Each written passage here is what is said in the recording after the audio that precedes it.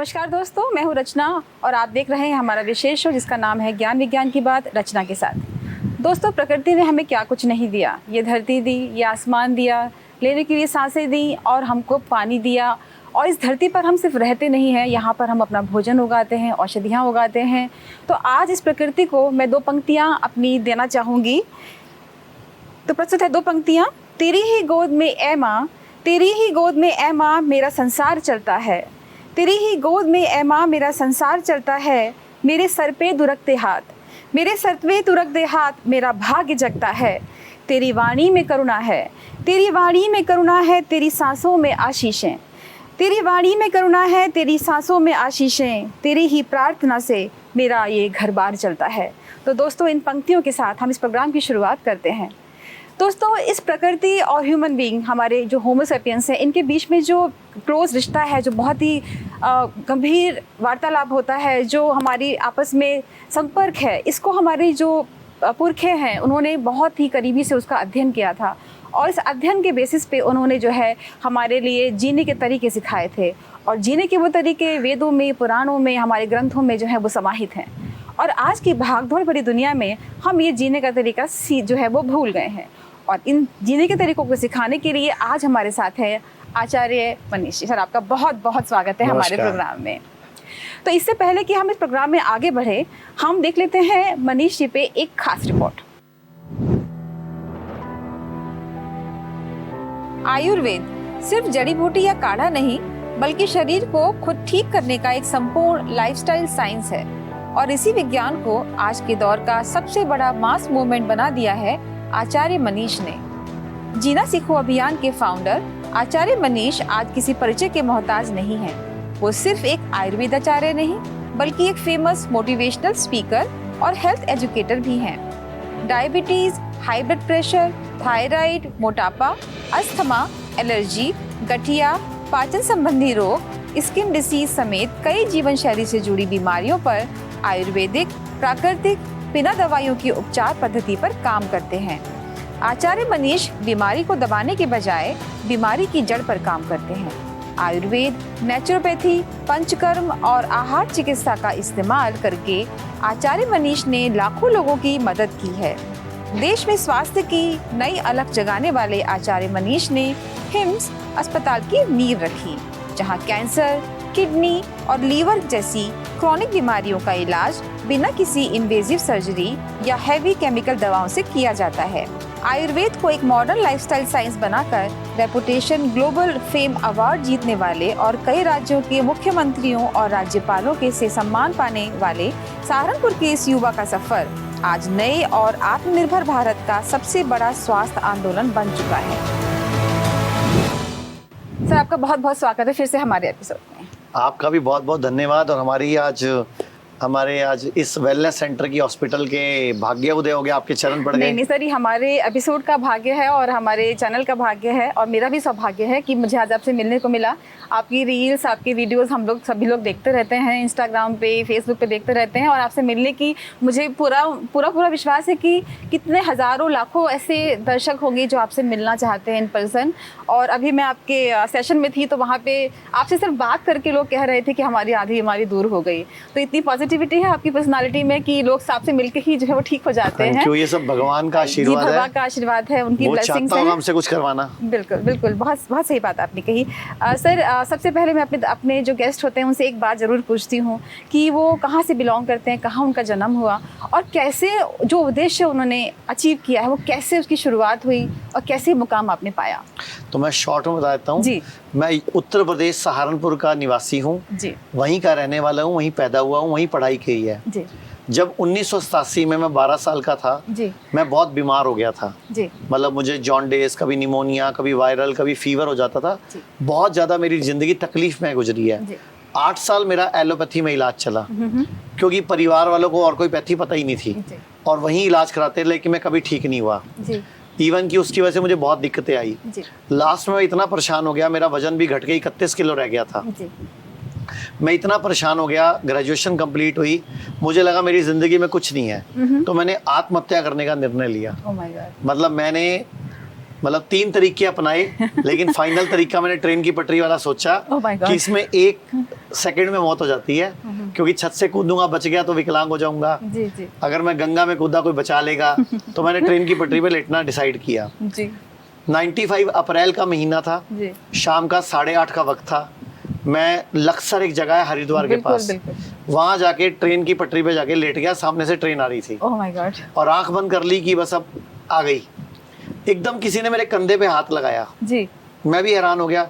मैंने आंखें खोली तो एक साधु था वहां पे। मुझे बोलता है पटरी बदल, इस पटरी पे नहीं आएगी। कहता पटरी बदल। तो मेरे को उठ के बैठ गया। मुझे लगा मैं कुछ गलत कर रहा हूँ। इतने में ट्रेन गुजर गई तो मुझे होश आया कि मैं शायद कुछ गलत कर रहा था, जो मुझे साधु ने रोक दिया। तो उससे 4 दिन पहले ही मेरे मौसा जी जो आयुर्वेदिक डॉक्टर थे जी। उन्होंने हमारे घर पे आए थे। वो उन्होंने बोला कि मेरे पास आ तेरा इलाज करता हूँ। तो एकदम जैसे ही उसने बोला पटरी बदल, मेरे एकदम दिमाग में मेरे मौसा जी आए और उनका एक शब्द आया आयुर्वेद। क्योंकि 8 साल से पहले तुम्हारा एलोपैथी चल रहा था। तो मैं मेरे मौसा जी के पास अपना इलाज कराने चला गया अप्रैल 95 में। देखिए सर, ये प्रकृति है जिसने आपको प्रेरित किया, आपको एक पटरी बदलवाई। हाँ। और आप एलोपैथी से तो मैं तो सबको बोलता हूँ पटरी बदलो, पटरी बदलो। तो 3 महीने मेरा इलाज चला। वहाँ मेरा 12 किलो वेट बढ़ा। 39 किलो पे मैं गया था, 52 किलो हो गया, 51 किलो हो गया जी। और मौसा जी ने पूछा मेरी लाइफ में क्या करना है आपने आगे। तो मैंने बोला मैं तो सोचा ही नहीं जी। बोलते यही काम करेगा जी। मैंने यस कर दिया जी। मेरी पहली सैलरी 800 रुपए स्टार्ट हुई वहां से 1995 में। तो आपने ग्रेजुएशन किस सब्जेक्ट में किया था? मैंने तो कॉमर्स में किया था, बीकॉम हूँ मैं। अच्छा। उसके बाद मैंने फिर आयुर्वेद की किताबें पढ़ी, चरक पढ़ी, रिसोर्स पढ़ी, पीएचडी करा। तो आपकी फॉर्मल एजुकेशन जो थी वो कॉमर्स में थी? कॉमर्स थी, लेकिन बाद में मैंने फिर मैंने कोई फॉर्मल आयुर्वेद की एजुकेशन नहीं ली जी। लेकिन मैंने अपने इंटरेस्ट से जो डॉक्टर्स पढ़ते हैं वो सब पढ़ डाला जी जी। मतलब उनके पास एक डिग्री है, मेरे पास वो ज्ञान है जी।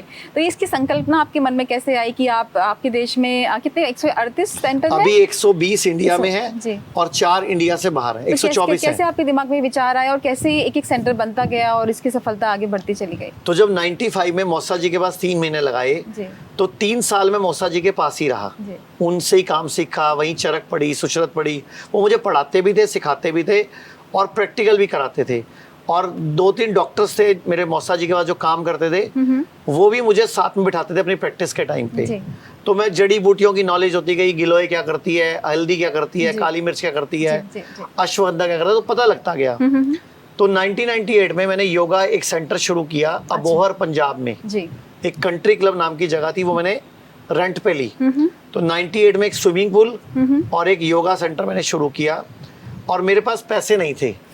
मेरे दादाजी ने मुझे 50,000 रुपए उधार दिए 2% ब्याज पे। और मैंने कई जगह पैसे मांगे, मुझे किसी ने दिए नहीं जी। आप हैरान हो गए, 6 महीने में मैंने दादाजी को पैसे ब्याज समेत कमा के वापस दे दिए। तो वहां से वो सफर शुरू हुआ। 2001 में मैंने पहली ब्रांच खोली, 2002 में दूसरी, तीसरी। 2012 तक आते आते मेरे 14 सेंटर थे भारत में। योगा, एरोबिक्स, पंचकर्मा और ये नेचुरोपैथी के सेंटर्स खोले।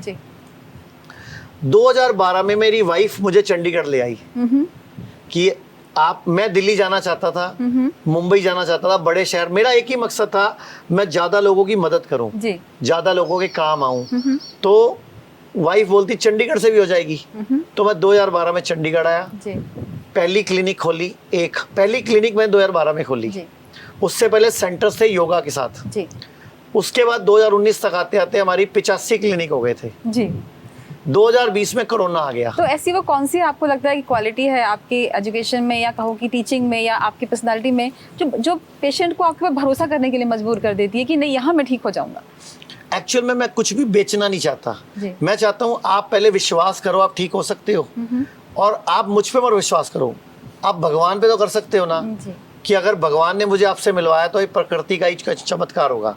तो मैं आयुर्वेद पे भरोसा करने की बात करता हूँ, क्योंकि आयुर्वेद एक विज्ञान है, एक साइंस है। आयुर्जमा वेद, संपूर्ण आयु को जानने का विज्ञान। और उसमें सारा कुछ ही खाना पीना है, क्या खाना है क्या नहीं खाना है, क्या ज्यादा खाना है क्या कम खाना है, क्या अच्छा क्या बुरा, किस मौसम में क्या खाएं, किस मौसम में क्या नहीं खाएं, किस चीज के साथ किस चीज को खाएं। किस तो चीज़ से नहीं इसीलिए खाएं? मैं क्वेश्चन आपसे इस बारे में पूछती चली जाती हूँ कि क्या खाना क्या नहीं खाना है। तो वास्तव में मैं सबसे पहला मेरा क्वेश्चन आपसे यही था कि हमारे जो जीवन है इसमें भोजन की क्या भूमिका है। अगर आप आज की डेट में आप बाहर जाएं तो खाने के जो है वो स्टॉल पे स्टॉल लगे हुए हैं, खाने के जो प्रकार हैं वो भिन्न भिन्न प्रकार हैं। आजकल हम अलग अलग कॉम्बिनेशन में नए नए खाने भी बनाने लगे हैं, भोजन की तासीर चेंज हो गई है। तो खाना का कितनी भूमिका हमारे जीवन में, हमारे स्वास्थ्य के लिए, कैसे हमारी जीवनी शक्ति को प्रभावित करता है? आयुर्वेद में एक श्लोक है, आहारम परम वैश्यम, मतलब आहार ही सुपर मेडिसिन है जी। मतलब आहार ही सब कुछ है। तो जैसे एक शब्द है खा ना तो उसका तो मतलब यह है खाना। हाँ। भोजन शब्द सही है आप वाला। तो भोजन बहुत जरूरी है, भोजन और भजन जी। तो सारा रोल भोजन का ही है जी। और जो चीजें हमें नहीं खानी हम वो सारी खाते हैं जी। हमें पता है समोसा अच्छा नहीं है, momo, spring roll, french fries, tikki, भल्ले, गोलगप्पे, कचौड़ी, काली दाल, होटल में हम जाके काली दाल खाते हैं जी। बहुत स्वाद लगती है। आपको पता है वो 3 से 4 दिन पुरानी होती है जी। हम ताजी बना के दे देगा ना अगर शेफ तो हमें पसंद नहीं आएगी। अच्छा। अभी जैसे आपने भोजन की बात करी जी। जैसे एक हम बचपन से पीते आ रहे हैं मैंगो शेक जी। बनाना शेक जी। लीची शेक, चीकू शेक, कोई भी शेक पीने के लिए बना ही नहीं है जी। आयुर्वेद में फल और दूध एक साथ लेने से मना किया गया है जी। लेकिन हमने बचपन से पिया है क्योंकि स्कूल कॉलेज में गुरुकुल गायब हो गए ना हमारे, अंग्रेजों ने गायब कर दिए, तो स्कूल कॉलेज से शिक्षा ही गायब हो गई जी।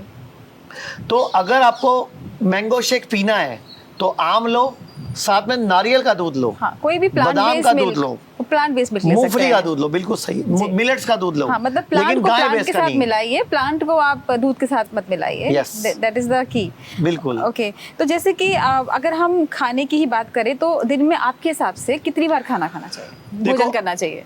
आयुर्वेद का एक सूत्र है, जो 1 बार खाए वो योगी, जो 2 बार खाए वो भोगी, और जो 3 बार खाए वो रोगी, और जो 4-5 बार खाए वो महारोगी।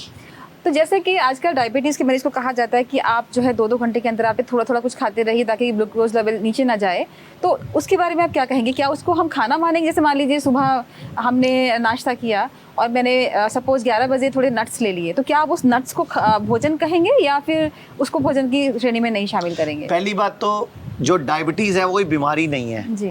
तो शुगर एक दूत है, प्रॉब्लम नहीं है, प्रॉब्लम कहीं और है जी। मतलब कहीं आग लगी हुई है, धुआं शुगर है जी। हम धुएं को पकड़ रहे हैं जी। मतलब कारण कुछ और है, उसके इफेक्ट के रूप में शुगर आ रही है, कारण कुछ और है, इफेक्ट के रूप में ब्लड प्रेशर आ रहा है। हम भी यही गलती कर रहे हैं। डायबिटीज कोई बीमारी नहीं है जी जी। ब्लड प्रेशर कोई बीमारी नहीं है। लेकिन अगर हम उसको मैनेज करना चाहें बिना आयुर्वेद के, तो उसमें डॉक्टर्स बताते हैं कि आप कुछ 2-2 घंटे के अंतर में कुछ थोड़ा सा लेते रहिए। उनके आपको बैग में जो है वो बिस्किट भी मिल जाएंगे डायबिटीज के रोगी के उसमें। तो क्या वो अंतराल पे खाना ठीक है या नहीं? वो चाहते हैं कि कभी आप ठीक ना हो। जो आपको ये बोले हर 2 घंटे बाद खाओ, समझो वो आपको ठीक नहीं करना चाहता। हम बने ही नहीं है इतना खाने के लिए। आप मुझे बताओ, जंगल में या आपके परिवार में, आपका तो बड़ा सा लॉन भी है घर में, आपके जो चिड़िया कबूतर तोते आते हैं वो दिन में कितनी बार आते हैं चारा चुगने के लिए? खाने के लिए आते हैं या फिर शाम को 1-2 बार आते हैं बस। और हम लोग कितनी बार चुगते हैं, कितनी बार चढ़ते हैं? तो सारा गड़बड़ घोटाला यही है कि हम लोग खाते और खाते रहते हैं। इतना खाना नहीं चाहिए। अभी एक रिसर्च आई है, 1 मील ए डे, ओमेड बोलते हैं उसको, 1 मील ए डे दुनिया की बेस्ट रिसर्च मानी जा रही है वो। सैकड़ों मेरे पास इंटरव्यूज हैं जिन्होंने अपने कैंसर को हराया है, उन्होंने अपनी किडनी फेल को ठीक किया है, लीवर फेल को ठीक किया। मैं आपको एग्जांपल देता हूँ। जंगल में शेर, हाथी, चीता, हिरन, जंगल में पानी सिर्फ तालाब में है जी। वो पानी पीने कितनी बार आते हैं दिन में? 1 बार या 1 बार, भी 2 बार, 1 बार जी। हम दिन में 8-8 गिलास, 15-15 गिलास पानी पी रहे हैं। आयुर्वेद में साफ साफ लिखा हुआ है, प्यास लगे तब पानी पियो जी, भूख लगे तब खाना खाओ। तो ये 3 बार 5 बार खाने के लिए हम बने ही नहीं है। भूख लग रही है तो खाओ, प्यास लग रही है तो पानी पियो, वरना मत लो जी। तो कहने का मतलब ये है, अगर आपको डायबिटीज को रिवर्स करना है, ब्लड प्रेशर को रिवर्स करना है, तो मैं एक डाइट चार्ट समझा देता हूँ। पूरे भारत को सबकी गोली छूट जाएगी, लगभग 80% की तो छूटी जाएगी जी। तो ध्यान से सुनो, रात को अच्छी तरह दांत मांज के सो जाएं, लेकिन टूथब्रश से नहीं। अभी एक रिसर्च आई है मैडम कि आप एक नया टूथब्रश खरीदो और 1 महीने बाद फेंक दो जी। तो जितने उसके ब्रिसल घिस जाएंगे, अगर लैब में चेक किया जाए तो लगभग 100 करोड़ माइक्रोप्लास्टिक आपने इंजेस्ट और कर 500 करोड़ नैनो प्लास्टिक आपके पेट में चला गया जी। 1 महीने में एक टूथब्रश से। तो सोचो हम कब से टूथब्रश करे जा रहे हैं। तो अगर हम टूथब्रश ना टूथपेस्ट ना लेकर अगर हम मंजन का इस्तेमाल करें, बेस्ट है, बेस्ट। उंगली से करो दंत मंजन, हल्दी, काली मिर्च, थोड़ा सा जीरा, थोड़ा सा काला नमक, थोड़ा सा सरसों का तेल या नारियल का तेल। लेकिन जो फिर दांतों की लकीरों में जो भोजन अन्न फंसा रह जाता है। मैडम हम पका हुआ भोजन खा रहे हैं ना, प्रॉब्लम यही है ना जी। वैसे फंसता है नहीं जी। फंसता है नहीं, अगर आप उसी टाइम निकाल दो। जी। 2-3 चीजें सिखा रहा हूं मैं आपको जी। आप टूथब्रश की जगह ना दातुन यूज कर लीजिए, वो ज्यादा बेटर है। वैसे उंगली से भी निकल जाता है जी। और हम लोग ना सब लोगों ने दांतों के इलाज बहुत कराए हैं, कईयों के दांत फीलिंग है जी। तो इसलिए फंसता है बीच में जी। और ज्यादातर फंसते हैं अमरूद के बीज तो अमरूद के बिना बीज निकाल के खा लो जी। तो थोड़ा हमें ध्यान रखना पड़ेगा। चलो एनीवे आप करो टूथब्रश, कोई बात नहीं। तो रात को अच्छी तरह दांत मांज के सो जी। जब सो तो सिर पूर्व या दक्षिण में करके सो जी। जब सुबह रात को लेटो तो बाई करवट लेटो जी। और जब सुबह नींद खुले तो दाई करवट उठो जी। और पहले लेटे लेटे बॉडी को हिलाओ और आराम से करवट लेके बैठ जाओ। अपनी ही लार आंखों में डालो, अपने दोनों हाथों को देखो अच्छी तरह, कर मध्य एक पूरा श्लोक है लक्ष्मी माँ का, वो पढ़ो, अच्छी तरह हाथ रगड़ो, गरम करो, हथेलियों को रगड़ो ताकि बॉडी के एक्यूप्रेशर पॉइंट की वजह से पूरी बॉडी में ब्लड सर्कुलेशन फैल जाए। अच्छी तरह चेहरे पर मलो और उसके बाद कौन सी सांस चल रही है वो वाला पाँव जमीन पर रखो जी।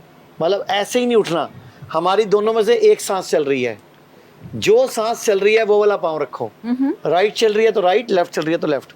कभी जल्दी से हार्ट अटैक नहीं पड़ेगा, कभी घुटने खराब नहीं होंगे, कभी बच्चे ऑपरेशन से नहीं होंगे, कभी लेडीज को यूट्रस प्रॉब्लम्स नहीं होंगी अगर ये उपाय करेंगी तो, क्योंकि एनर्जी लेती है बॉडी धरती से। अब नाश्ते में अगर आपका वजन 50 किलो से ऊपर है तो आधा किलो फ्रूट खाने हैं पहले, सीजन के, रीजन के, मतलब अपने इलाके के और सीजन के, और ओरिजिनल। सीजनल, रीजनल, ओरिजिनल, ये फ्रूट का ध्यान रखना है। पहले खाने हैं 3 से 4 तरह के, आधा किलो अगर 50 किलो से ऊपर हो, 50 से नीचे हो तो 250 ग्राम खाने हैं।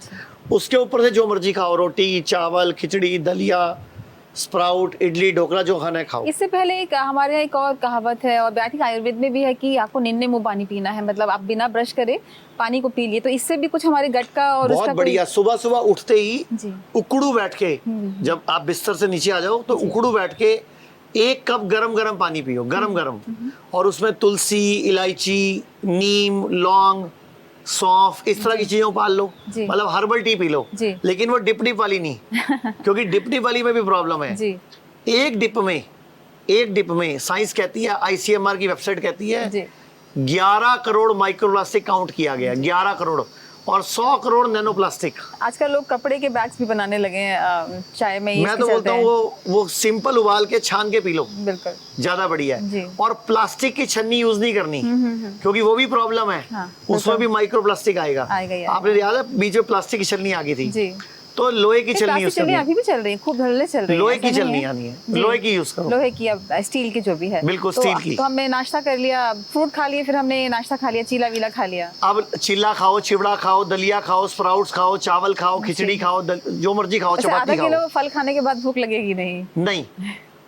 5-7 दिन ऐसा होगा कि आपसे खाया नहीं जाएगा, लेकिन 5-7 दिन बाद उतना ही खाया जाएगा जितना पहले खाते हो। अच्छा। हमारी बॉडी बड़ी पावरफुल है, एडजस्टेबल है, वो फ्रूट को तो कॉम्प्लीमेंट ले लेगी जी। उसके बाद लंच में आ जाओ। तो कोई ऐसा फ्रूट भी है इस पे जो हमें लेना चाहिए या नहीं लेना चाहिए ब्रेकफास्ट से पहले? कोई ऐसा फ्रूट है, इसकी तासीर ऐसी है जो कि हमें लेना चाहिए कि नहीं लेना चाहिए? सारे फ्रूट लेने चाहिए, सीजन के होने चाहिए। अच्छा, सीजन के। और जिसको डायबिटीज है, जिसको ब्लड प्रेशर है, उसको आम जरूर खाना चाहिए उसको केला, चीकू, अंगूर जरूर खाना चाहिए। मेरे पास एक इंटरव्यू है मैडम, मैं आपको बता देता हूँ, बीच में रोक रहा हूँ आपको क्योंकि आप लोग डाइट समझ रहे थे। एक ना रेसलर है संग्राम सिंह जी, इस टाइम भारत के बड़े मशहूर रेसलर, 45 साल के हैं। आपको पता है बचपन में उनको गठिया हो गया था। अच्छा। 3.5 साल की उम्र में उनके पैर टेढ़े हो गए थे और वो बिस्तर पे पड़ गए थे, चल नहीं सकते थे। उसकी मम्मी डॉक्टर के पास गई, डॉक्टर ने बोला ये नहीं खाना, ये ज्यादा खाना, मालिश मत करना। उसकी मम्मी कहती मैंने आयुर्वेद के वैद्य से मिली, उसने सब कुछ डॉक्टर के उल्टा बताया। मतलब डॉक्टर ने कुछ और बताया, वैद्य ने कुछ और बताया। कहती मैंने वैद्य की मानी, और संग्राम सिंह रेसलर है आज, पूरी दुनिया में भारत का नाम रोशन कर रहा है। जी जी जी जी जी। तो हम बात कर रहे थे कि हम लोग लंच पे आ जाते हैं। तो लंच में आप क्या करो, 250 ग्राम, अगर आपका वजन 50 किलो से ऊपर है तो 250 ग्राम पहले सैलेड खाओ, उसके ऊपर से जो मर्जी खाओ। कुछ लोगों को सैलेड्स बस हजम नहीं होती, तो हल्का सा काली मिर्च डाल लो, गैस हो जाती है या फारा हो जाता है। देखो सिर्फ बहुबीजीय फल गैस करते हैं। अच्छा, बहुबीजीय जैसे खीरा, ओके, खकड़ी, जिनमें ज्यादा बीज होते हैं, ओके, जैसे तरबूज, तो काला नमक डाल लो। अच्छा, हल्की सी काली मिर्च स्प्रिंकल कर लो, फिर गैस नहीं बनेगी। ठीक है। तो सलाद की जगह हम फल भी खा सकते हैं लंच से पहले, या सलाद ही खाना है? खा सकते हैं, मिक्स कर सकते हैं, कोई दिक्कत नहीं जी, कोई प्रॉब्लम नहीं है। सलाद फ्रूट दोनों बेस्ट है जी। अब अगर 50 किलो से ऊपर है तो 250 ग्राम, 50 किलो से नीचे तो 150 ग्राम जी। उसके बाद प्लेट 2 में जो मर्जी खाओ, जो आपको खाना है जी। डिनर में पहले वेजिटेबल सूप पियो, शाम को सलाद नहीं खाते। शाम को खीरा नहीं खाना, खकड़ी नहीं खानी जी, क्योंकि उससे बॉडी में पानी ज्यादा रुकता है जी। तो ये आपने ध्यान रखना है। ओके। तो शाम को आपका ये हो गया, और ऊपर से जो खाना है वो खाओ। बस 3-4 चीजों का परहेज है जी। डायबिटीज और ब्लड प्रेशर रिवर्स हो जाएगा। नंबर 1 कि कोशिश करो सोने से 3-4 घंटे पहले डिनर फिनिश हो जाए जी। और दूध, दही, पनीर, मतलब जो जो चीज जानवर से आती है वो छोड़ दो। तो जानवर से क्या क्या आता है? दूध आता है, दही आती है, पनीर आता है और घी आता है, अंडा आता है। घी नहीं मना करूंगा मैं, घी अलाउड करूंगा मैं। और कई बार जानवर खुद प्लेट में आ जाता है तो वो मना करूंगा, घी अलाउड है क्योंकि घी में तासीर चेंज हो गई। लेकिन घी शुद्ध भारतीय गाय का, शुद्ध भारतीय A2 गाय का मिल्क होना चाहिए जी। तो वो अमृत है। वो चाहे 2000 रुपए किलो मिले, चाहे 2500 रुपए किलो मिले, और वो ना कभी तड़का नहीं लगाना उसका। अच्छा। ऊपर से डालना है, जैसे रोटी लगानी है ऊपर से लगाओ, ओके। चपाती में ऊपर से, परोठे में ऊपर से लगाओ। अच्छा। मतलब तड़का लगा के नहीं खाना, जैसे दाल में ऊपर से डाल लो। हम डालते थे ना साग में, हाँ। पराठे पे, चपाती पे, वो गरम करके नहीं खाना। अच्छा। तो अमृत है वो। तो घी को जो है हम उसकी प्रवृत्ति चेंज हो जाती है अगर उसको हम गर्म करते हैं, तो उसको जैसी स्थिति में वो है वैसी स्थिति में हमको उसको खा लेना चाहिए। पर अगर इस तरह से भी हम देखें तो हमारे 3 मील तो हो ही गए। और इसके अलावा दूध वाली चाय वगैरह छोड़ दो, जो चीज पैकेट में आती है वो छोड़ दो जी, जो चीज फैक्ट्री से आती है वो छोड़ दो जी। तो बेसिकली आप kind of vegan diet recommend कर रहे हैं। और बस एक घी को छोड़कर, घी को छोड़ के बाकी वीगन डाइट जी। तो अगर हम मौसम की बात करें तो ऐसा कुछ है कि आपने कहा कि मौसम के फल, मौसम की सब्जियां खानी चाहिए, ऐसा कुछ रेस्ट्रिक्शन है क्या कि हमें इस मौसम में ये नहीं खाना चाहिए? ऐसी कोई क्राइटेरिया है? जैसे सावन का महीना है जी, सावन के महीने में दूध की बनी कोई भी चीजें नहीं खानी चाहिए। सावन के महीने में आपको पानी वाली सलाद वाले फल नहीं खाने चाहिए, पत्ते, खीरा वगैरह बारिश के मौसम में जो सावन का महीना नहीं खाने चाहिए। तो समझ में आता है कि मान लीजिए वो जमीन में होता है, शायद उसमें काफी कंटामिनेशन आ जाता होगा, बारिश का पानी है ना, तो जगह जगह रुकता है तो इन्फेक्शन आ जाता है, बैक्टीरिया पैदा होते हैं। दूध और दही में क्या कारण हो सकता है? देखो मैं बताता हूँ आपको, सावन के महीने में हमारा मौसम बदल रहा होता है, मौसम शिफ्ट हो रहा है, मतलब आपका सर्दी जा रही है, गर्मी आ रही है। जब जब मौसम बदलता है हमारी बॉडी एडजस्टेबल नेचर की होती है, तो जब मौसम बदलता है उस टाइम पे दूध नहीं पीना, बिकॉज लीवर के सेल नहीं बन रहे हैं। अच्छा। तो अगर आपने दूध पिया तो बॉडी उसको हजम करने में लग जाएगी, वो अपने बॉडी को रिपेयर नहीं करेगी, हील नहीं करेगी। अब गाय भैंसों का निकालना जरूरी है, वरना उनकी छाती में गांठें हो जाएंगी जी, उनको कैंसर हो जाएगा। तो निकाल लिया, पीना है नहीं था तो हमने शिवलिंग को चढ़ाया। अच्छा। आजकल मजाक बनता है ओके। क्योंकि अगर हम गाय भैंस का नहीं निकालेंगे तो गांठें हो जाएंगी ना। लेकिन उस केस में जो छोटे बच्चे होते हैं, मान लीजिए 1 साल तक का बच्चा है, वो कैसे फिर दूध, उनको तो दूध देना ही पड़ेगा। वो अपनी माँ का पिए ना। पर 1 साल, 1.5 साल, 2 साल तक बच्चा दूध तो पीता ही है। दूध मत पियो ना, नारियल का दूध पी लो, बादाम का दूध पी लो, मूंगफली का दूध पी लो, केला खिला दो। छोटे बच्चे को भी शिफ्ट कर देना चाहिए जब तक वो दूध पे डिपेंडेंट है। उसके बाद देखो मैं आपको एक एग्जांपल देता हूँ, जब बच्चा छोटा होता है जी, और दूध पीता है तो आप उसको जब गोदी में लेके थपकी देते हो तो दूध नहीं निकलता, दही जैसा कुछ निकलता जी, है। बिल्कुल। क्योंकि हमारी बॉडी में दूध को फाड़ने का एंजाइम अवेलेबल है। लेकिन आप 2 साल के बाद के बच्चे को दूध पिला के देखो और उसको उल्टी कराओ, दूध ही निकलता है। क्योंकि वो एंजाइम बॉडी में रहता ही नहीं जो दूध को फाड़ने वाला, जो उसको उसकी प्रकृति को बदलने वाला एंजाइम तो है। आज का जिसको हम लैक्टोज इंटॉलरेंस कहते हैं, वो अभी तो दूध नहीं पीना, काफी ट्रेंडी है ये वर्ड भी आज की डेट में। काफी लोग जो है वो दूध छोड़ चुके हैं और ओट मिल्क और बादाम मिल्क, सब दूध आजकल लोग मूंगफली का दूध है, मिलेट्स का दूध है, नारियल का दूध है, 36 ऑप्शन आ गए अब तो। जी।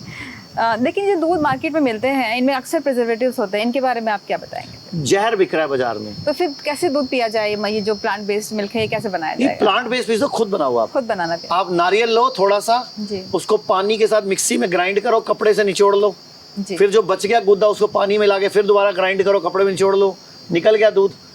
रात को 25-30 बादाम भिगो दो, सुबह उठ के उनका छिलका हटा के उनको मिक्सी में ग्राइंड करो, थोड़ा पानी डाल लो, कपड़े से निचोड़ के दूध निकल गया, फिर दोबारा कर लो, 2-3 बार कर लो। ऐसे ही आप मूंगफली का कर लो, भिगो के रखो कच्ची मूंगफली, और जो गुद्दा है जो बच गया उसको फेंकना नहीं है, उसको आटे में गूंद दो, सब्जी में डाल के खा लो, क्योंकि वो कोई खराब चीज थोड़ी है। दूध पी लो और वो जो गुद्दा है वो भी खा लो। तो अब जैसे कि हमने बात करी लैक्टोज इंटॉलरेंस की बात करी, अब आजकल एक और नया ट्रेंडी वर्ड है वो है ग्लूटेन इंटॉलरेंस। तो ग्लूटेन के बारे में आप क्या कहेंगे? देखो गेहूं जो है ना वो इस सदी का अभी दुर्भाग्य है जी।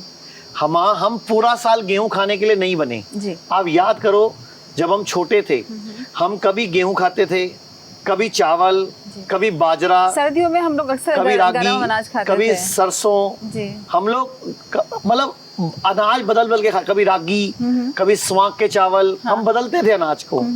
अभी पूरा साल 365 दिन गेहूं खाया जा रहा है जी। अब गेहूं का भी सच सुन लो, और ये हर उस चीज का सच है जो बीज रूप में है, चाहे वो बादाम है, जैसे हमें बोल सुना गया बादाम गर्म होते हैं, गरम गरम कुछ नहीं होता। बेसिकली होता क्या है, जब जो चीज उगती है उसमें उसका जो न्यूट्रिशन है जी। वो प्रॉपर हमारे सॉल्यूबल फॉर्म में होता है जी।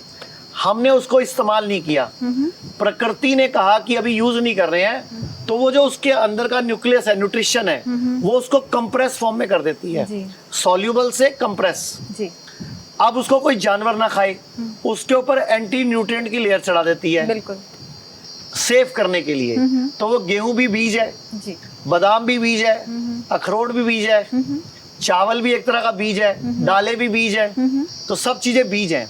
तो जितनी भी बीज रूपी वस्तु हैं इनको इसीलिए भिगोकर बनाया जाता है। अच्छा। जैसे दालों को आप कितनी देर भिगोते हो? दाल को आधा घंटा भिगाना चाहिए, कम से कम 4 घंटे। 4 घंटा साबुत दाल बनानी चाहिए कम से कम 4 घंटा, क्योंकि जब तक उसके अंदर का एक तो टॉक्सिन बाहर नहीं आएगा और उसके अंदर जो कंप्रेस फॉर्म में न्यूट्रिशन है वो सॉल्यूबल डाइजेस्टेबल फॉर्म में नहीं आएगा जी। तो दाल भी भारी हो गई, दाल भी यूरिक एसिड बढ़ाएगी, आपकी बॉडी में एसिड बढ़ाएगी, आपको प्रॉब्लम क्रिएट करेगी, क्योंकि लोग बोलते हैं दाल भारी है इसीलिए। और दाल कभी कुकर में नहीं बनानी चाहिए, दाल हमेशा पकनी चाहिए, गलनी नहीं चाहिए जी। पकनी चाहिए, पकनी जी, जी। और वो होगा खुले बर्तन में। और कोशिश करो बर्तन मिट्टी के इस्तेमाल करो सब बनाने के लिए, कभी कैंसर नहीं आएगा। हम एल्युमिनियम के बर्तन यूज कर रहे हैं, गलत है, प्रॉब्लम है जी। तो मैं आपको एक बात बोलना चाहूंगा, जो गेहूं था ना पुराने टाइम पे जब हम गेहूं को लाते थे तो पहले ड्रम में भर देते थे, आप याद करो बिल्कुल, बिल्कुल। घर में एक ड्रम होता था, बड़ा ड्रम हुआ करता था, और उसमें पिछले साल का गेहूं भरा होता था। हाँ। नीचे और ऊपर भरते थे नए साल वाला। हाँ। और नीचे थोड़ा छेद होता था थोड़ा सा निकालते थे 1 हफ्ते का, उसको पहले 2 घंटे भिगो के रखते थे, फिर उसको सुखाते थे, फिर उसको 1 हफ्ते का पिसवाते थे, 1 हफ्ते से ज्यादा का नहीं पिसवाते थे। और आपने देखा फिर कीड़ा लग जाता था उसके 1 हफ्ते बाद। अभी आप जो आटा लाते हो वो 1 साल खराब नहीं होता, एक तो वो ताजा है जबकि पुराना करके खाना होता है। आयुर्वेद कहता है चावल, गेहूं, शराब ये सब पुराने अच्छे होते हैं जी जी जी जी। मतलब जो सोम रस बोलते हैं शराब को, हाँ हाँ। वो भी पुराना अच्छा है जी। और आयुर्वेद में फर्मेंटेड ड्रिंक्स का रिवाज है जी। जो असवरिष्ट होते हैं वो सब महीनों पुराने होते हैं, उसमें फर्मेंटेशन करते हैं। जैसे दही भी फर्मेंटेड प्रोडक्ट है, तो आप दही को लेना रिकमेंड करते हैं कि नहीं रिकमेंड करते हैं? आप गाय भैंस के दूध की दही मत लो, अच्छा। आप नारियल के दूध की दही बनाओ, अच्छा। बादाम के दूध की दही बनाओ, आप मूंगफली के दूध की दही बनाओ, कोई दिक्कत नहीं है। अच्छा, वो लिया जा सकता है, लेकिन गाय के दूध की दही, और वो भी मिर्ची से जम जाती है, हरी मिर्च को काट के उससे जम जाएगी।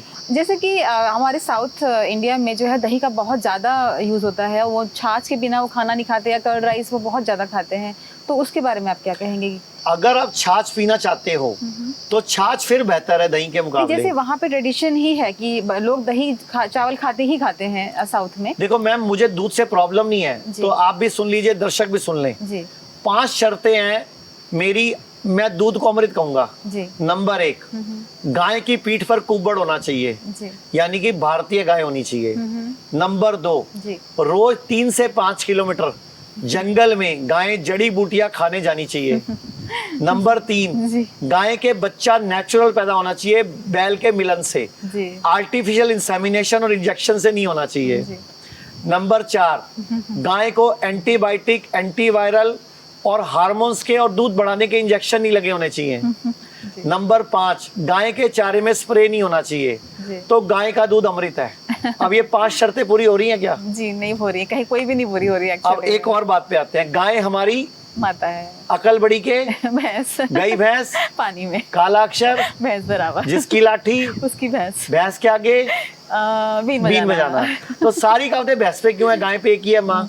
क्योंकि हमारे पूर्वज कहना चाहते भैंस का दूध अगर पीना है तो रोज कम से कम 15-20 किलोमीटर भागो, रनिंग करो, कुश्ती लड़ो, मेहनत का काम करो, कई घरों में काम करो। यहाँ तो आजकल अपने घर का काम नहीं कर रहे, तो भैंस का दूध हजम नहीं होता। अगर भैंस का दूध इतना ही बढ़िया है तो America, China, Germany, Japan, Korea, Vietnam, दुनिया के 180 देश हैं जहाँ भैंसें पाई जाती हैं, लेकिन कोई भी दूध नहीं पीता। अच्छा, जंगल में आवारा पशु के रूप में है। ओह, हम भारतीयों को ही विपदा आई पड़ी है, क्योंकि हमें कैंसर कैपिटल बनना है। हमें बच्चे ऑपरेशन से पैदा करने में नंबर 1 बनना है, रिकॉर्ड तोड़ना है हमें। जनसंख्या का रिकॉर्ड तोड़ दिया हमने। भारत जनसंख्या में नंबर 1 है। हार्ट अटैक पड़ने के मामले में दुनिया में नंबर 1 है। भारत डायबिटीज की कैपिटल है। ब्लड प्रेशर के मामले में भारत नंबर 2 पे है जी। तो मैडम और क्या रिकॉर्ड तोड़ने हैं? चलो कैंसर की बात आई तो सर आप बहुत सरल शब्दों में एक कैंसर पेशेंट की डाइट को डिफाइन कीजिए कि एक कैंसर के पेशेंट को किस तरह की डाइट लेनी चाहिए और क्या बिल्कुल नहीं लेना चाहिए। पहली बात तो मैं ऐसी डाइट बताऊंगा कैंसर कभी हो ही ना। हाँ, नहीं, पहले कैंसर जिसको हो चुका है उसकी डाइट बताइए।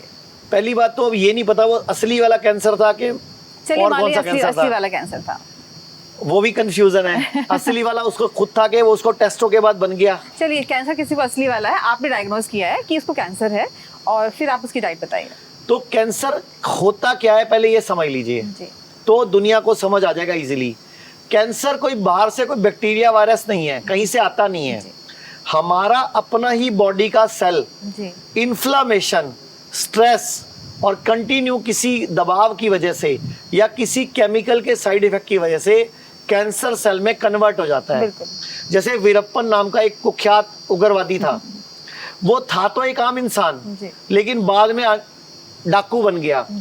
जैसे आपने सुने होंगे, अगर उग्रवादी, आतंकवादी सुने होंगे, माओवादी या नक्सलवादी, ये सब आम नागरिक होते हैं लेकिन बाद में वादी बनते हैं, ये मतलब माओवादी, नक्सलवादी।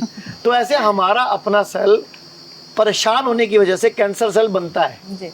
आप उसको वापस नॉर्मल कर दो ना, खाना ठीक करके, पीना ठीक करके। तो आयुर्वेद में एक सूत्र है, लंघन परम औषधम, उपवास परम औषधि है। तो हमारे यहाँ, हमारे हॉस्पिटल में 1 मील ए डे और 2 मील ए डे करके बहुत सारे लोगों ने अपने कैंसर को हराया है with the help of panchakarma. Panchakarma चिकित्सा इंपॉर्टेंट है, चरक ऋषि ने बनाई थी, बॉडी को डिटॉक्स करने का विज्ञान जी। तो जो है आपको पंचकर्मा करना होगा और खाना जो है दिन में 2 बार या 1 बार खाना होगा, लेकिन उस खाने की में इंग्रेडिएंट्स क्या होने चाहिए? हरी सब्जियां, फ्रूट 80%, मतलब 80% भोजन अनकुक्ड, भगवान का पकाया हुआ जी। 20% इंसान का पकाया हुआ, मतलब मम्मी का, बीवी का, स्विगी का, जोमेटो का, किसी वेटर का, किसी कुक का पकाया हुआ। 80% भगवान, जिसको हम कच्चा भोजन बोलते हैं ना, हम इतने बड़े बेवकूफ, हम उसकी बेइज्जती करते हैं। कच्चा कैसे है मुझे बताओ ना। ये बीज बोया था हमने, फूट के फूल निकल आया, तो भगवान ने पकाया ना, सूरज ने पकाया, कच्चा नहीं है। भगवान का पकाया हुआ गोभी, भगवान का पकाया हुआ शलगम, भगवान की बनाई हुई गाजर, भगवान का पकाया हुआ फूल, भगवान का पकाया हुआ सब कुछ है वो। जी जी। वो सूरज का, अच्छा सूरज का पकाया बढ़िया हो सकता है कि इंसान का पकाया बढ़िया हो सकता है? सूरज का पकाया बढ़िया तो रहेगा। सूरज का पका हुआ भोजन खाना है 80%। तो अगर आपको कैंसर को हराना है, लेकिन फिर भी कुछ ऐसे इंग्रेडिएंट्स होंगे, कुछ ऐसे फल या ऐसे कुछ सब्जियां या ऐसी कुछ दालें जो हमें कैंसर रोगी को नहीं खिलाने चाहिए उसी डाइट में। देखो मेरे ऐसे जीवन काल में ऐसा कुछ नहीं है। नहीं ऐसा कुछ भी। जो भगवान ने बनाया सब खिलाते हैं हम। तो हमारे हॉस्पिटल में दाल भी खिलाई जाती है स्प्राउट्स के रूप में, लेकिन कुकर में तड़का लगा के नहीं, अंकुरित के रूप में। चना भी खिलाया जाता है अंकुरित करके, सफेद चने। हम गेहूं के ज्वारे बहुत यूज करते हैं। गेहूं है ना, उसके ज्वारे उग गए, उनको काट लिया और उसके पत्तों का जूस पिलाया। हम पेशेंट को ग्रीन जूस पे रखते हैं।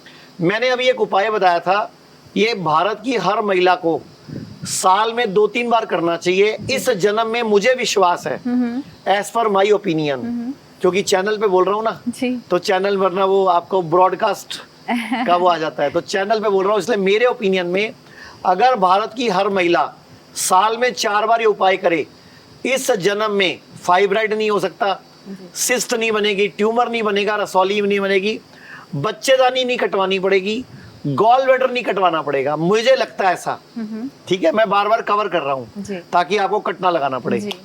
तो क्या करना है, जब भी पीरियड शुरू हो, आपको अंदाजा तो होता ही है पीरियड शुरू होने वाले हैं जी। तो पीरियड शुरू होने वाले पहले दिन से 3 दिन के लिए ग्रीन जूस पे रहना है। रोटी, चावल, दूध, दही, पनीर, अंडा, नॉनवेज बिल्कुल नहीं खाना जी। सिर्फ ग्रीन जूस। अगर भूख लगे तो नारियल की गिरी खानी है जी। बहुत ज्यादा भूख लगे तो स्प्राउट्स ले सकते हो। अगर साल में हर 3-3 महीने में भारत की हर लड़की, हर महिला, हर माँ, हर बहन, चाहे पीरियड्स बंद हो चुके हैं तो भी जी। ये करेगी तो मुझे उम्मीद है ऐसी दिक्कत उनको जिंदगी में नहीं आएगी जी जी जी। बॉडी डिटॉक्स हो जाएगी। ओके तो आपके हिसाब से पीरियड्स का टाइम होता है उस दौरान हमको ये पहले 3 दिन जिस दिन पीरियड हो रहा है उन दिनों में आपको स्प्राउट्स। फायदे सुनो क्या होगा जी जी। कई लेडीज को पीरियड्स में पेन्स होते हैं, कई लेडीज को इरिटेशन होती है, कईयों को बहुत ज्यादा दर्दें होती हैं, कई बार लोगों को बहुत ज्यादा मूड स्विंग्स होते हैं, हॉट फ्लैशेस होते हैं, इसके अलावा डिस्मेनोरिया वगैरह है, फाइब्रॉइड, सिस्ट, ट्यूमर, रसौली, कैंसर तो है ही। मेरे हिसाब से ये नहीं होगा, रेयर होगा किसी को होगा तो। और आज की डेट में जैसे पीसीओडी के भी बहुत सारे केसेस आ रहे हैं, बहुत छोटी छोटी लड़कियों को पीसीओडी, पीसीओएस हो जा रहा है, उसका कारण क्या है और उससे कैसे बचा जा सकता है? उसका कारण यही है कि हम पीरियड्स के दिनों में भी दूध पी रहे हैं, पनीर खा रहे हैं, दही खा रहे हैं, पिज्जा खा रहे हैं, बर्गर खा रहे हैं जी। और नीचे बैठ के यूरिन नहीं कर रहे हैं जी। हमेशा हमारा जो नेचुरल पोज है यूरिन का भी और स्टूल का भी जी, पॉटी करने का भी, वो दोनों नीचे बैठ के है, लेकिन हम इंग्लिश टॉयलेट सीट यूज कर रहे हैं, वो गलत है जी, जी। तो एटलीस्ट जब आप नहाते हो तो उस टाइम सुबह नीचे बैठ के करो। सब महिलाओं को, पुरुषों को भी नीचे बैठ के करना चाहिए। मुस्लिम आज भी नीचे बैठ के करते हैं जी। पूरे भारत को ये चीज सीख लेनी चाहिए, कभी बीमार नहीं पड़ोगे, कभी किडनी फेल नहीं होगी, कभी बच्चे ऑपरेशन से नहीं होंगे, कभी ओवरी सिस्ट नहीं होगी, कभी ट्यूमर, रसौली नहीं आएगी। मतलब बहुत मामूली चांस है। आपने कहावत सुनी है, prevention is better than cure जी। मैं कहता हूँ prevention is the only cure जी जी जी जी। और सेम सर मैं देख रही हूँ कि मैं भी यूनिवर्सिटी में पढ़ाती हूँ, हम मेरे जो स्टूडेंट्स हैं आजकल 17 साल 18 साल की लड़कियों को भी जो है वो हाइपोथायराइडिज्म हो जा रहा है। उसका क्या कारण है और उसको कैसे रोका जा सकता है? कारण तो लाइफस्टाइल, हमारा तकिए का ज्यादा प्रयोग। मैं आपको एक एग्जांपल देता हूँ। आपके घर में छोटे बच्चे हैं जी? कितने बड़े बच्चे हैं? नहीं, फिलहाल तो अभी 14 इयर्स का हो गया मेरा बेटा, तो अभी छोटा नहीं रहा। जब हमारे बच्चे पैदा होते थे जी, आपका भी बच्चा हुआ है जी, हम लोग ना एक कपड़ा लगा के उसमें बच्चे को लेटाते थे। कपड़ा, हाँ, कपड़े में सुलाते थे, जल्ली बोलते थे उसको, कपड़े का, हाँ, जैसे कि वो 5 स्टार होटल के बाहर ना एक वो झूला लगा होता है, धोती बांध देते थे, चादर बांध देते थे, धोती या चादर बांध देते थे, उसमें बच्चे को डालते थे। बच्चा पूरी रात बढ़िया सोता था, कभी ऑटिज्म नहीं था, कोई एडीएचडी नहीं था, मस्कुलर डिस्ट्रॉफी नहीं थी, सेरेब्रल पाल्सी नहीं थी, बच्चे बीमार नहीं पड़ते थे, क्योंकि पेट अंदर, पैर ऊपर, सिर ऊपर, मतलब पैर ऊपर, सिर ऊपर, पेट नीचे। अभी क्या हुआ, मामा जी झूला लेके आते हैं गिफ्ट में, सीधा लेटने वाला, तो बच्चे को पैदा होते ही सीधा लेटा देते हैं, जबकि माँ के पेट में 9 महीने वो ऐसे रह के आया है। बिल्कुल। तो वो सिर और पैरों में ब्लड सर्कुलेशन इक्वल रहता है। अच्छा। तो ऑटिज्म बढ़ गया है, एडीएचडी बढ़ गया है, बच्चों को डायबिटीज होने लग गई है, क्योंकि अच्छा, पेट में खून ज्यादा चाहिए। आयुर्वेद में एक और सूत्र आता है एक अलग जगह पे, यहाँ नहीं आ रहा, बता रहा हूँ। आयुर्वेद कहता है पैर गरम, पेट नरम और सिर ठंडा रहना चाहिए। अच्छा, पैर गरम, पेट नरम और सिर गरम ठंडा। अभी आप देखो, हम स्टीम बात लेते हैं तो सिर पे गीला कपड़ा रखते हैं। अच्छा, आप देखो लोग पेट पर गीली पट्टी रखते हैं। अभी ये सब कुछ छूट गया। तो पेट पे गीली पट्टी क्या करती थी, बुखार में या बच्चों को रख के ना उनके अंगों को रिलैक्सेशन देती थी, एनर्जी देती थी। अभी माँ बाप पट्टी रखना भूल गए हैं, पैर गर्म करना भूल गए, सिर ठंडा रखना भूल गए हैं। तो बच्चों को ब्लड प्रेशर हो रहा है, बच्चों को इंसुलिन लग रही है, बच्चों के चश्मे लग रहे हैं, बच्चों को छोटी छोटी उम्र में आजकल बच्चा जब बड़ा हो रहा है बच्चा ही नहीं पैदा कर पा रहा, इनफर्टिलिटी बढ़ती जा रही है। तो अभी भी वक्त है, घर में एक खटिया रखो, खटिया चारपाई, और जब बच्चा पैदा हो तो उसको वापस कपड़े के झूले में, उस दुपट्टे में या उस धोती में सुलाओ, अगर बच्चे को बीमार नहीं देखना चाहते और बच्चे को स्वस्थ रखना चाहते हो तो। जी, तो सर आज अब हमने आपका बहुत समय आज ले लिया है, हम थोड़ा समाप्त करते हैं प्रोग्राम को, और मैं ज़रूर प्लान करूंगी कि आपसे एक विशेष अलग अलग बीमारी पे आपके साथ फिर से मैं चर्चा करूं, और अगले एपिसोड्स में कहीं आप महीने में एक बार जरूर आपसे चर्चा की जाए इस बारे में। पहुंच जाऊंगा जी आपके चैनल में। जी, आपका व्यवहार बड़ा अच्छा है, आपके साहब बहुत अच्छे हैं, आपका चैनल बहुत अच्छा है। Thank you so much sir. अच्छा, मैं चाहूंगा एक छोटा सा इंटरव्यू आप जरूर डालें इसमें। जी, एक छोटी सी बच्ची अभी आई हुई है आज हमारे पास जी, उसका नाम है अन्या जी। वो 10 साल की थी, उसको ब्रेन ट्यूमर हो गया जी, और घर वालों ने सर्जरी करा दी। 9 महीने बाद ही दोबारा ट्यूमर आ गया जी।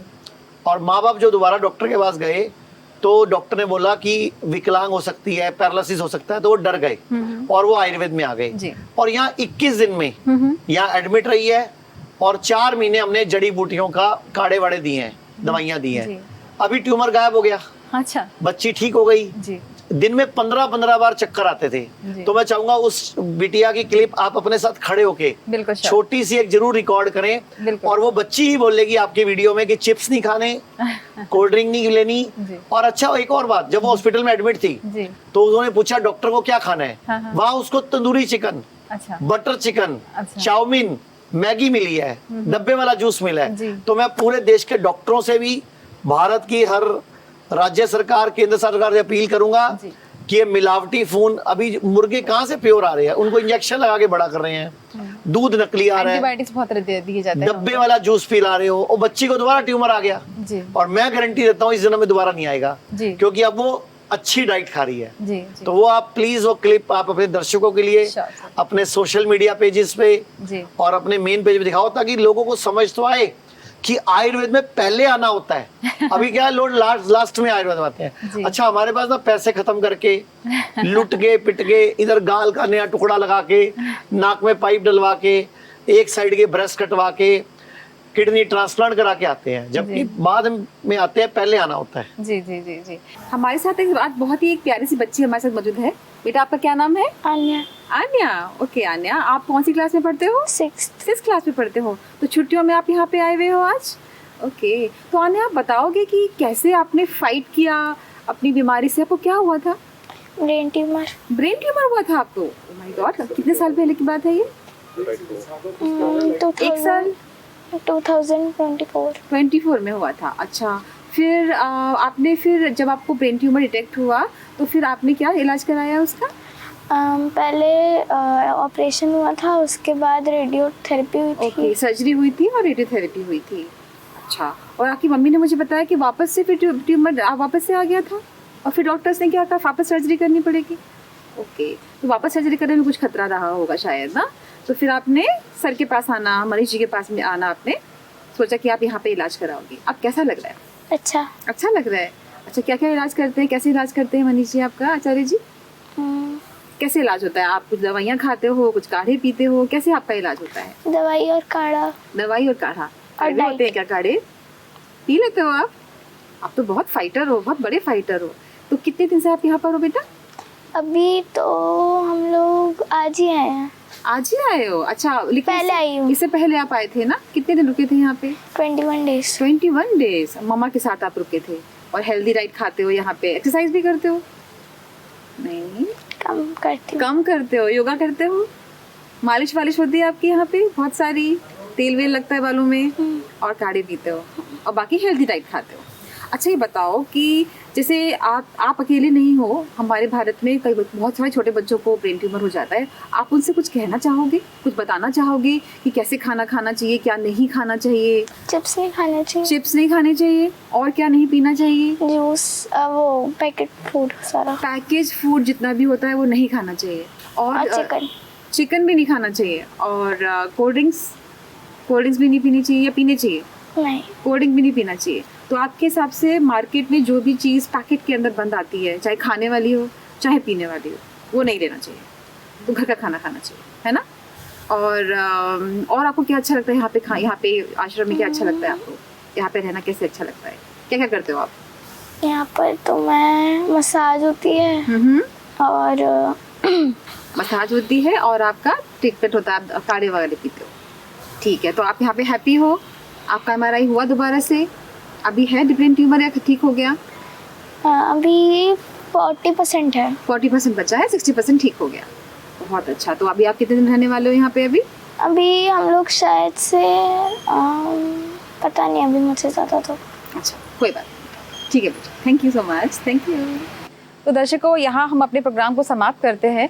मुझे पूरा विश्वास है कि हमारे दर्शकों को इस चर्चा से बहुत लाभ होने वाला है, और पूरे देश जहान में इस मैसेज को हम स्प्रेड करेंगे कि किस तरह खाना खाना चाहिए, किस तरह खाना नहीं खाना चाहिए, और कैसे रोगों से बचा जा सकता है।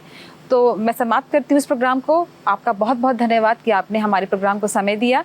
नमस्कार।